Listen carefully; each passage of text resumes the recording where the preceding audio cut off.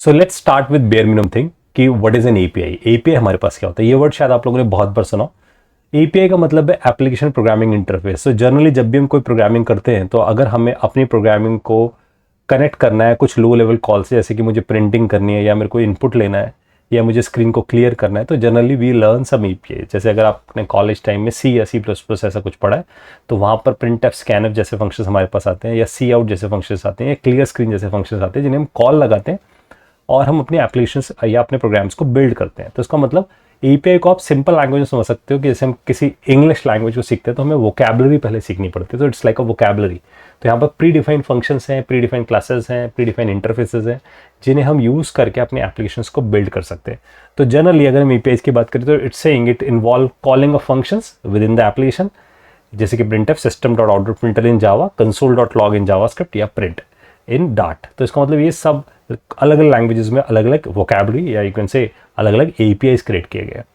तो जो भी एपीआईज हैं वो एक्सपोज किए जाते हैं अलग अलग तरीके से। अगर आप जावा में हो तो जार फाइल्स के थ्रू एक्सपोज किया जाएगा, अगर आप सी में हो तो हेडर फाइल्स के थ्रू एक्सपोज किया जाएगा, अगर आप नोड जेएस या डाट यूज करो तो पैकेजेस के फॉर्म में एक्सपोज किया जाएगा। So the crux is APIs basically हमें कुछ प्री डिफाइंड फंक्शंस या प्री डिफाइंड क्लासेस प्रोवाइड कर रहे हैं जिसे हम कॉल लगा के कुछ लो लेवल ऑपरेशंस कर सकते हैं। जैसे मुझे अगर कैमरा एक्सेस करना है या मुझे जीपीएस एक्सेस करना है या मुझे माइक एक्सेस करना है, आई नीड सम एपीआई। मुझे प्रिंटिंग करनी है, मुझे इनपुट आउटपुट करना है, I need some API. So these things are actually called APIs. Now the next terminology which comes in the picture is what is web service. Web service हमारे पास क्या है? तो वेब सर्विस बेसिकली एपीआई के under एक sub term है। You can think about कि API is a broader term which is a bigger term, उसके inside you have another term that is called web service, because web service को भी आप web API बोल सकते हो।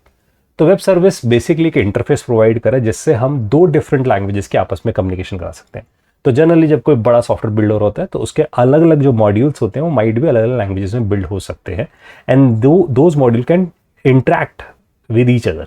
But the problem is कि अगर आपके पास एक मॉड्यूल नोड में बिल्ड है और एक मॉड्यूल आपके पास जावा में बिल्ड है और आप इन दोनों को इंटरैक्ट कराना चाहते हो तो there would be some problem, क्योंकि दोनों की लैंग्वेजेस अलग अलग है। जैसे मैंने किसी प्रोजेक्ट में ऐसा किया था कि मेरे पास कुछ एप्लीकेशन जावा में बिल्ड थी और कुछ चीज़ें नोड में बिल्ड थी। तो सपोज मुझे नोड में उसमें ए सिंक आईओ करना था, आई मीन मुझे input output file read write बहुत फास्ट करना था जो नोड पे बेटर हो सकता है कंपेयर टू जावा पे, क्योंकि मल्टी थ्रेडेड है। तो मैंने जितना भी मुझे डॉक्यूमेंट्स रिलेटेड काम करना था वो पूरा डॉक्यूमेंट मैनेजमेंट का सिस्टम मैंने नोड में लिखा और जो बाकी सिस्टम था वो जावा में लिखा और उन दोनों को आपस में कनेक्ट किया और उसके बीच में कम्युनिकेशन क्रिएट किया। अब उस कम्युनिकेशन को क्रिएट करने के लिए I have a variety called web service. तो वेब सर्विस हमें सबसे पहला जो फीचर दे रही है दैट इज अ लैंग्वेज इंटरऑपरेटिबिलिटी, यानी कि दो डिफरेंट लैंग्वेजेस आपस में कम्युनिकेट कर सकते हैं। How it is possible? क्योंकि जब भी वो यूज करते हैं तो वो आइदर एचटीटीपी पे चलती हैं, एचटीटीपीएस पे चलती हैं, सोप प्रोटोकॉल पे चलती हैं और उस आपस में जो डेटा एक्सचेंज करती हैं, बिकॉज दोनों इन्वायरमेंट अलग अलग हैं, सो दे डील विद कि हम या तो प्लेन टेक्स्ट के फॉर्म में डेटा एक्सचेंज करेंगे, एचटीएमएल फॉर्म में एक्सचेंज करेंगे, एक्सएमएल फॉर्म में डेटा एक्सचेंज करेंगे, या हम जेसन के फॉर्म में डेटा को एक्सचेंज करेंगे। तो अगर मेरे को दो डिफरेंट टेक्नोलॉजीज को कम्युनिकेट कराना है आपस में, so I can use a web service. Web service हमेशा इंटरनेट पे अवेलेबल होगी या इंटरनेट पे अवेलेबल होगी ताकि मैं उसे एक्सेस कर सकूं, राइट? तो there are some web service essential things, यानी कि हर वेब सर्विस को बनाते वक्त ये सारी चीजें हमारे पास होंगी। इसका मतलब वेब सर्विस अवेलेबल होगी ओवर द इंटरनेट या इंटरनेट पे। इसका मतलब 24/7/365 अवेलेबल है। That's why it is on a internet या इंटरनेट पे आपके पास अवेलेबल है। जैसे कि अगर आप देखो तो अगर आप लॉग इन विद जीमेल करते हो, लॉग इन विद फेसबुक करते हो, तो this is basically a web service for you, because you are doing OAuth, right? अब OAuth कर रहे हो, वो सर्विसेज आपको अवेलेबल है, तभी आप अपनी वेबसाइट पे से जोड़ पा रहे हो।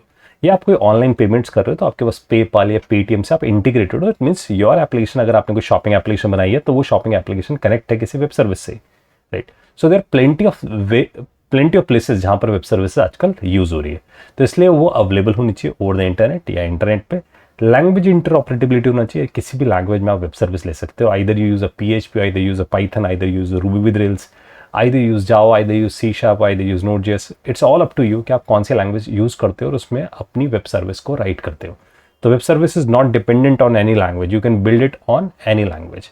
और इसका मेन पर्पस ये exchange the data between your client and server. तो क्लाइंट एंड सर्वर के बीच में, क्लाइंट मतलब आप अगर एक शॉपिंग एप्लीकेशन बना रहे हो तो आपकी shopping application going to call Paytm, तो पेटीएम आपके लिए सर्वर है, आप उसे कम्युनिकेट कर रहे हो अपने शॉपिंग क्लाइंट से राइट। तो इसका मतलब इन दोनों के बीच में जो एक्सचेंज होगा डेटा, आइदर वो प्लेन टेक्स्ट होगा या HTML होगा या JSON होगा या XML होगा, इट्स डिपेंड कि आप किस फॉर्मेट पे एग्रीड हो डेटा को एक्सचेंज करने के लिए।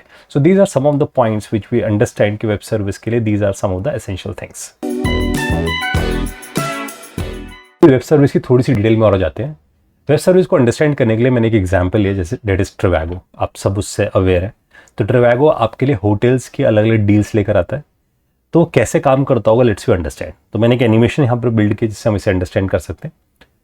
तो हम ऐसे हो सकते हैं कि जो ट्रिवैगो है, इस पर्सन को आपने देखा होगा ऐड में, ये आपके लिए बहुत सारी होटल्स की डील लेकर आता है। जब वो डील्स लेकर आता है तो they are suggesting in their own website. ये उन्हीं की वेबसाइट का स्क्रीनशॉट है जिसमें दे टेलिंग कि वो Airbnb या trip.com या OYO ऐसे करके 100+ वेबसाइट से डेटा कलेक्ट करके लेकर आते हैं। Then they summarise the data, उसके बाद वो आपको डील्स दिखाना शुरू करते हैं, राइट। तो अब ट्रिवैगो काम कैसे कर रहा है, इसे अंडरस्टैंड करने के लिए हम ये सोच सकते हैं कि हम एज अ क्लाइंट रिक्वेस्ट करते हैं ट्रिवैगो के सर्वर पे, बट ट्रिवैगो का server is talking to so many other servers. वो अलग अलग सर्वर से बात करता है। I think they talk to trip.com या OYO पे या Airbnb, 100+ ऐसी वेबसाइट से वो डेटा फेच करके लेकर आता है। अब देयर आर मच चांसेस कि वो जो web services they are created on very different technologies, very different platforms. तो इसके लिए मुझे वेब सर्विसेज चाहिए होगी ताकि मैं इन सब के बीच में आपस में कम्युनिकेट करा सकूँ। So let's understand this thing. तो how Trivago talks to others, as a client we are making some request. तो हम अपने मोबाइल या टैबलेट या लैपटॉप या डेस्कटॉप से हम एक रिक्वेस्ट मेक करेंगे and this request will go to our server, जो कि ट्रिवैगो सर्वर होगा, उस पर जाएगी वो request. Trivago will receive the request, वो रिक्वेस्ट रिसीव करेगा, then it is talking to some other servers. वो सर्वर्स हो सकते हैं Airbnb हो सकता है हमारे पास, या OYO हमारे पास हो सकता है, या trip.com हो सकता है। So these are different servers जिनसे वो बात करेगा। तो Trivago is going to talk to all these servers, वो इन सब सर्वर से बात करेगा। वहां से it is fetching some of the data, वो डेटा फेच करके लेकर आएगा। Might be it is fetching XML, might be it is fetching TXT file, might be it is fetching JSON। उन सब जगह से अलग जगह से डेटा फेच करके लेकर आएगा और उस रिजल्ट को कंसोलिडेट करेगा एंड देन या समराइज करेगा और हमें एज एट द एंड हमें वो रिस्पॉन्स प्रोवाइड कर देगा।